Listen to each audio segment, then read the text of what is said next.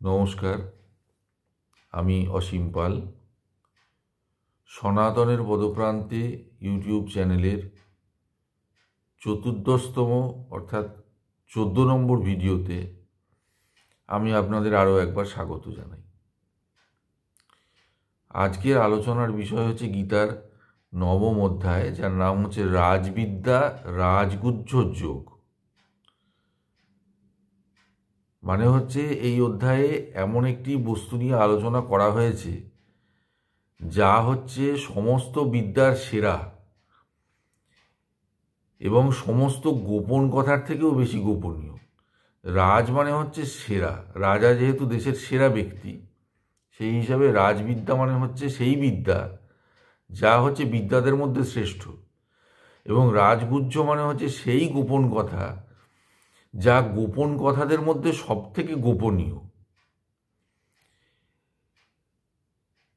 তো আপনি বলতে পারেন যে এখানে কি ধর্ম পালন করা উচিত সেই বিষয়ে শ্রীকৃষ্ণ উপদেশ দিচ্ছেন অর্জুনকে। কিন্তু সত্যি কথা বলতে কি, এখানে একটি মজার বিষয় হচ্ছে এটা কিন্তু নতুন কিছু কথা নয়। এতদিন পর্যন্ত যা বলা হয়েছে, আপনি যদি এই অধ্যায়টি মন দিয়ে শোনেন এবং আগের অধ্যায়গুলি যদি আপনার মনে থাকে, তাহলে আপনি দেখবেন যে আগের অধ্যায়ে যে জিনিসটি টুকরো টুকরো করেছিল সেইটি এখানে একসাথে করে সাজিয়ে প্রস্তুত করা হয়েছে। মানে এই যে অর্জুন বারবার বলছেন যে তুমি দুরকম কথা বলো না, একটা কিছু ঠিক করে বলো যে আমি ঠিক কি একটা জিনিস করলে সব ঠিক হয়ে যাবে, সব আমার ভালো হবে। তো আপনি বলতে পারেন যে সেই কথার পরিপ্রেক্ষিতেই এই অধ্যায় এসেছে যে কোন একটি ধর্ম আছে যে ধর্ম পালন করলে একদম সব ভালো হয়ে যাবে, শ্রেষ্ঠ ধর্ম।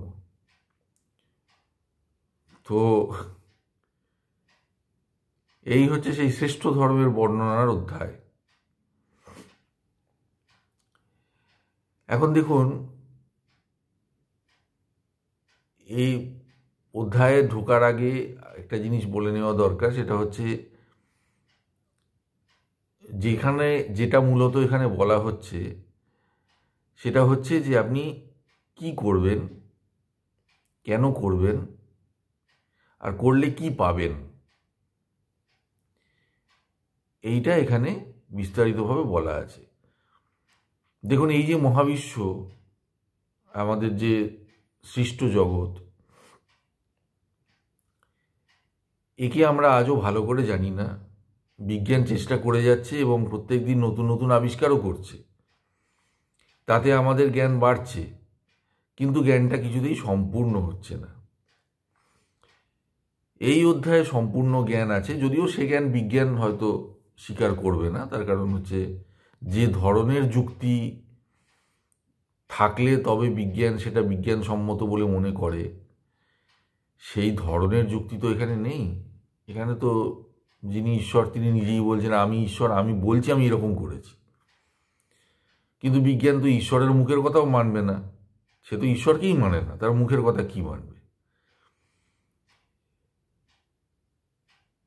তাই এটা ধরে নিন যে সৃষ্টি বিষয়ে যেরকম বিভিন্ন মত আছে, বিজ্ঞানের মধ্যেও বিভিন্ন মত আছে যে কিভাবে এই জগতের সৃষ্টি হয়েছে। ধরে নিন এটাও একটা মত, বিজ্ঞানসম্মত নয়, তবে মত। প্রথমেই শ্রীকৃষ্ণ বলছেন যে হে অর্জুন, তুমি অসূয়া শূন্য, তাই তোমাকে আমি এই ধর্ম বলছি। এবার অসূয়া একটু সংস্কৃত শব্দ, এর মোটামুটি অর্থ হচ্ছে যে সবার খুঁত ধরে। দেখবেন এরকম কিছু মানুষ হয় যাদের স্বভাব হচ্ছে খুঁত ধরা, তাদের আপনি কিছুতেই সন্তুষ্ট করতে পারবেন না। মানে কোনো মানুষ সম্বন্ধে যদি জিজ্ঞেস করেন সে কেমন লোক, না ভালো কিন্তু বলে একটা কিছু বলবে। অমুক জায়গাতে যে খাওয়ানো হয়েছিল, খাওয়ার কেমন হয়েছিল, ভালো হয়েছিল কিন্তু বলে একটা খুঁত ধরবে। অর্জুনের মধ্যে সে জিনিস নেই। অর্জুন শ্রদ্ধাবান এবং অশুভাশূন্য, সেই জন্য তিনি এই উত্তম ধর্ম, সর্বশ্রেষ্ঠ ধর্ম শোনবার যোগ্য। সেই জন্য শ্রীকৃষ্ণ তাকে এই ধর্ম বলে শোনাচ্ছেন। এবার প্রথমেই যেটা তিনি বলছেন সেটা হচ্ছে যে আমার যে অব্যক্ত প্রকৃতি, তাতেই এই গোটা জগৎ রয়েছে, কিন্তু আমি জগতের মধ্যে নেই। উনি বলছেন যে তুমি আমারই দৈবী যোগ দর্শন করো। দর্শন অর্জুন কি করে করবেন, তার তো দিব্য দৃষ্টি নেই। দর্শন করো মানে বলতে চাইছেন যে তুমি বোঝো যে কি অদ্ভুত কথা আমি বলছি। সমস্ত ভূত আমাতে রয়েছে, কিন্তু আমি কোনো ভূতে নেই। সমস্ত জগৎ আমাতে রয়েছে, কিন্তু আমি কোনো জগতের মধ্যে নেই। আমি জগতের অংশ নই। আবার আমি কর্ম করি, কিন্তু কর্ম আমাকে লিপ্ত করতে পারে না। আপনাদের যদি মনে পড়বে এই সমস্ত কথা আপনারা এর আগের অধ্যায়ে শুনেছেন। আমি যা বললাম সেগুলো সব একসাথে করা হয়েছে এখানে। তার কারণ হচ্ছে কি, কর্মফলে আমার কোনো আসক্তি নেই। আমি নির্লিপ্তভাবে কর্ম করি। আমার মধ্যে জগৎ রয়েছে, কিন্তু আমি জগতের অংশ নই। তো কীরকম করে হতে পারে? শ্রীকৃষ্ণ নিজেও বুঝতে পারছেন যে এরকম অদ্ভুত জিনিসের কল্পনা কোনো মানুষের পক্ষে করা সম্ভব নয়। তো সেই জন্য উনি একটু উদাহরণ দিচ্ছেন।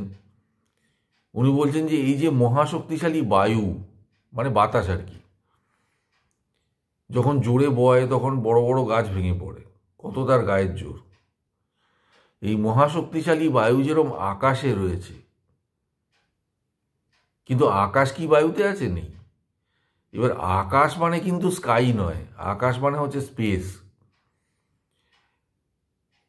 এটা আপনাকে একটু বুঝে দেখতে হবে, এটা আমি বোঝাতে পারবো না। নিজে নিজে যতক্ষণ না বুঝবেন বুঝতে পারবেন না।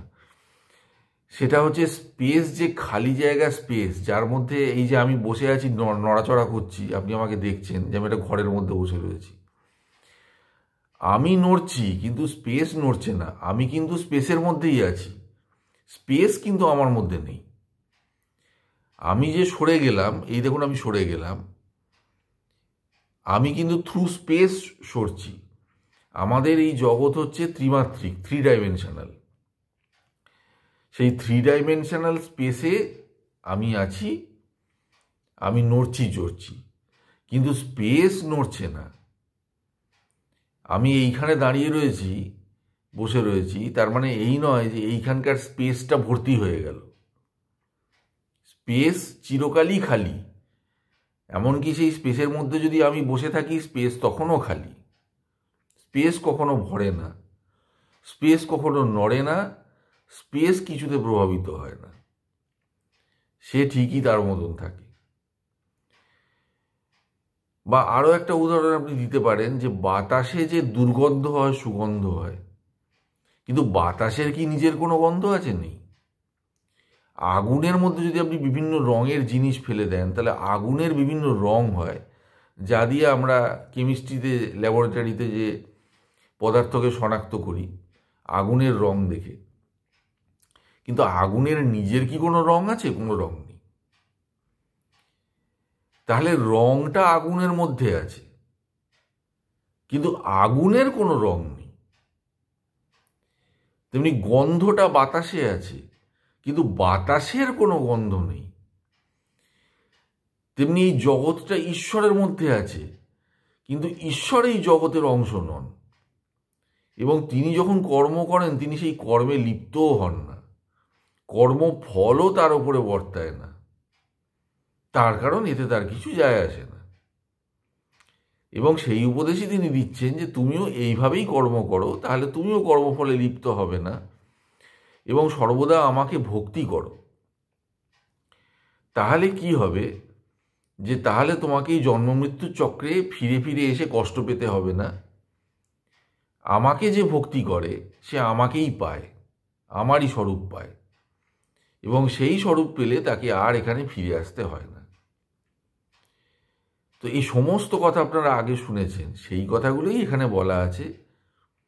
কিন্তু একটু গুছিয়ে বলা আছে। এবার দেখুন, যখন আমরা বলি তখন আমরা কি বলি, যে ব্রহ্মা সৃষ্টি করেন, বিষ্ণু জগৎ রক্ষা করেন এবং মহেশ্বর প্রলয় করেন, মানে করেন, কাজ করেন। কিন্তু এখানে শ্রীকৃষ্ণ বলছেন যে সব আমিই করি, এখানে কিন্তু অন্য কোনো নাম আর আসছে না। এবং অন্য দেবতা প্রসঙ্গে তিনি বলছেন যে অন্য দেবতা বলতে যাকে পূজা করা হয় সেগুলো সব আমি। এই সমস্ত কথা সবই আগে হয়েছে, আপনারা মনে করলে মনে পড়বে। যারা অন্য দেবতার পূজা করে তারা ঘুরিয়ে আমারই পূজা করে। সমস্যাটা হচ্ছে কি, তারা আমাকে পায় না। তার কারণ হচ্ছে তারা তো আমার পূজা করছে না, আমাকে জানছে না। তারা জানছে ওই দেবতাই সব, তিনিই সব করছেন। এটা বুঝতে পারছে না যে ওই দেবতার রূপ ধরে আমিই সব করছি। তার মানে এর থেকে আমরা বুঝতে পারছি যে একটা আসল ঈশ্বর আছে, যাকে আপনি বলতে পারেন ঈশ্বরের থেকেও ঈশ্বর, ঈশ্বরেদেরও ঈশ্বর, পরমেশ্বর। আর আছেন বাকি সব ভগবান। তো এইবারে শ্রীকৃষ্ণ আরও বলছেন যে যারা বোঝে না তারা ভাবে আমি তো একটা সাধারণ মানুষ, মানুষের শরীর, মানুষের মতন দেখতে, একটা নাম আছে, একটা বাবা মা আছে। তারা বুঝতে পারে না যে আমি মানুষ নই, আমার শরীর মানুষের, কিন্তু আমি হচ্ছি সেই ঈশ্বর। যারা বুঝতে পারেন তারা আমাকে শ্রদ্ধা করেন ঈশ্বর রূপে এবং তারা আমাকে পান, শান্তি পান, জগতে ফিরে আসতে হয় না। তো এই যে বৈষ্ণবরা শ্রীকৃষ্ণকে বলেন একমাত্র আসল ভগবান, বাকি সব নকল ভগবান, শ্রীকৃষ্ণের কথার মধ্যে থেকেই এই সমস্ত ধারণাগুলো এসেছে। কিন্তু শ্রীকৃষ্ণ ঠিক এইটা বোঝাতে চাননি, এইটা বুঝতে হবে। এটা একটু সূক্ষ্ম কথা, সত্যি কথাই আমি স্বীকার করছি। শ্রীকৃষ্ণ যেটা বলতে চাইছেন সেটা হচ্ছে আমি ঈশ্বরের অবতার, তা আমি তো ঈশ্বর। কিন্তু তার মানে কি আমি সেই ঈশ্বর? আমি সেই ঈশ্বর কি করে হব? এই তো তিনি বলছেন যে আমার যে অব্যক্ত প্রকৃতি, যা প্রলয়কালেও ধ্বংস হয় না, তা হচ্ছে আমি। কিন্তু এই কথাটা যার মুখ দিয়ে বেরোচ্ছে, তিনি তো একটা মনুষ্য দেহধারী, তাকে তো আগুন দিয়ে পুড়িয়ে দেওয়া যায়। তিনি যখন মারা গেলেন তার দেহ তো দাহ করা হয়েছে নিশ্চয়ই, বা দাহ হোক যাই হোক, সে দেহ তো আজকে নেই। তাহলে তিনি ঈশ্বর তো হতে পারেন না, তিনি তো একটা দেহ, মন, শরীর। শ্রীকৃষ্ণ এটা বলছেন বটে, কিন্তু বলতে চাইছেন তার ভিতরে যে ঈশ্বর আছে, পরমেশ্বর, তার কথা। যে পরমেশ্বরের অংশ হচ্ছে জীবাত্মা, সেই এক জীবাত্মা হচ্ছেন শ্রীকৃষ্ণ। তিনি সেই ঈশ্বরের সন্ধান আমাদের দিচ্ছেন, যে ঈশ্বরের অবতার হয়ে তিনি এসেছেন। শ্রীকৃষ্ণই ঈশ্বর, এটা তো একটু সংকীর্ণ দৃষ্টি হয়ে গেল। তাহলে আমি পুরো ভেতর, এটা আমার, তার মানে আমার জ্ঞান হলো, আমার বিজ্ঞান হয়নি, আমি ভালো করে বুঝিনি। রাজবিদ্যা, রাজগুহ্যযোগ কিন্তু সেই কথাই বলে, জ্ঞান বিজ্ঞান সহকারে যে আমাকে বুঝেছে সে আমাকে পাবে, তার মুক্তি হবে।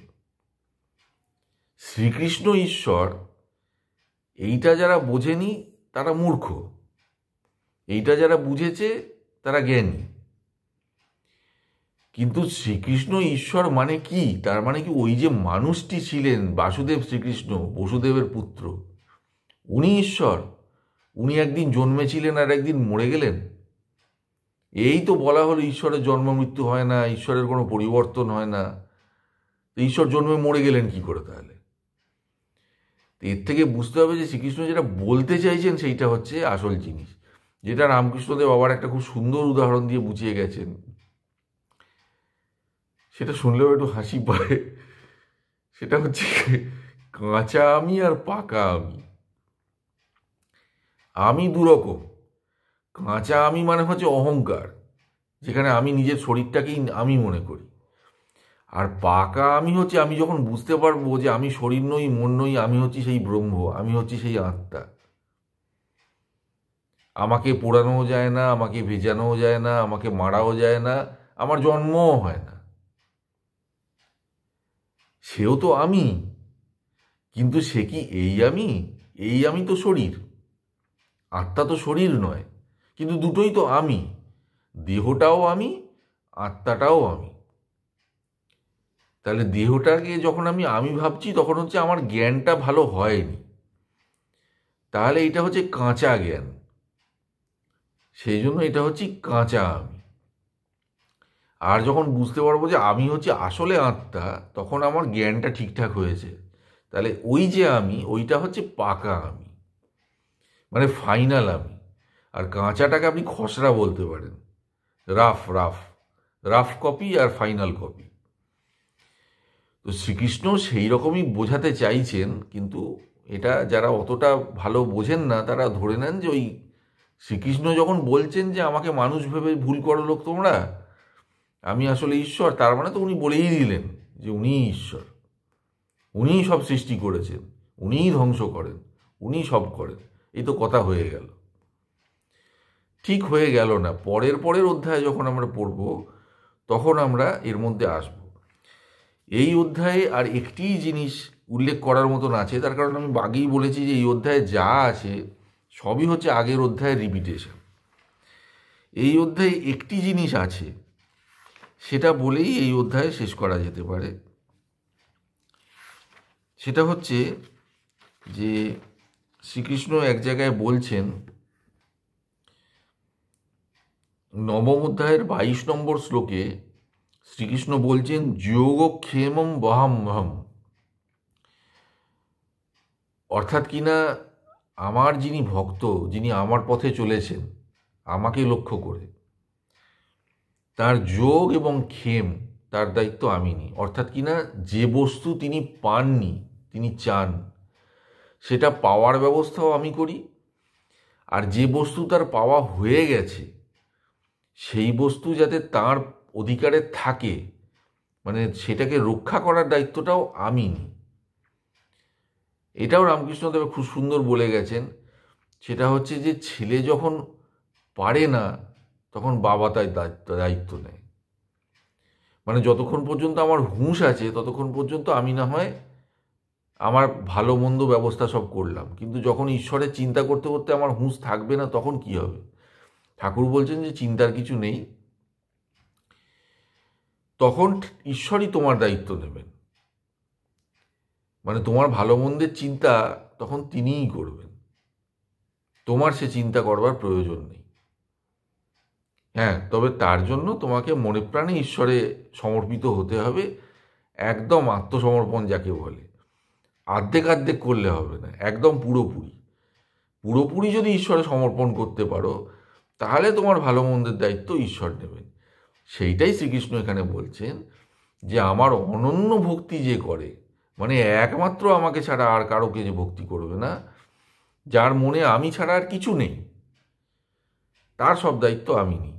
তো এই যে যোগক্ষেমম বহাম্যহম, এটা আমাদের যে LIC আছে, life insurance corporation of India, ভারতীয় জীবন বীমা নিগম, এটা তাদের মোটো। তো গীতা হয়তো আমরা জানি না, কিন্তু LIC আমরা সবাই জানি।